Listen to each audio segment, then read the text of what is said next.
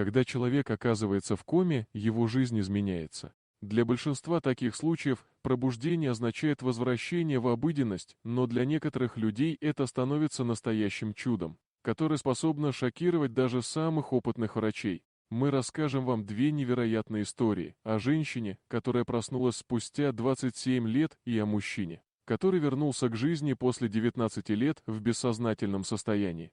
Муна Абдулла, жительница ОАЭ, пережила одну из самых долгих ком. В ее случае кома стала результатом трагической автомобильной аварии. Все началось, когда в один из обычных дней она, решив отвезти сына в школу, попала в ДТП. На заднем сидении ее машины сидел 4-летний Амар, а за рулем был брат ее мужа. Столкновение с школьным автобусом стало для Муны роковым. Она приняла на себя весь удар, защищая сына.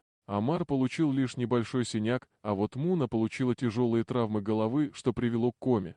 Врачи не верили, что она выйдет из бессознательного состояния. Однако Амар не потерял надежды.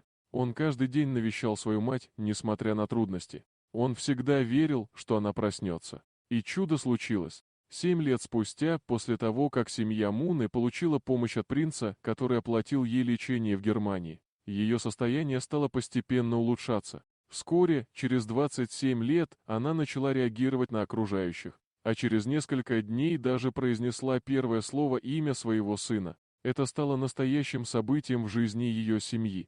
А другая история про Терри Уоллеса. Молодой мужчина из Арканзаса попал в кому после страшной аварии, произошедшей в 1984 году. Тогда, в возрасте 19 лет, он ехал со своим другом в пикапе. Транспортное средство перевернулось и оказалось на берегу реки. Друг Терри погиб, а он был доставлен в больницу в бессознательном состоянии. Врачи не давали надежды на его восстановление, а его жена и дочь продолжали ждать чуда, не зная, что он никогда не сможет увидеть, как его дочь растет. Прошли годы, и Терри так и не пробудился, несмотря на регулярные посещения родных. Однако в 2003 году произошло невероятное. Терри открыл глаза. Когда он пришел в себя, то обнаружил, что его дочь теперь уже взрослая, а он по-прежнему думал, что ему 19 лет, как в день аварии. Первое его слово было «мама», а затем он начал постепенно восстанавливать свою речь. Ученые и медики были потрясены, а СМИ следили за его состоянием, ведь его мозг сумел развить новые нейронные связи, что стало объектом научных исследований. Терри не только восстановился, но и стал известным во всем мире. Его история стала символом надежды и силы человеческого духа.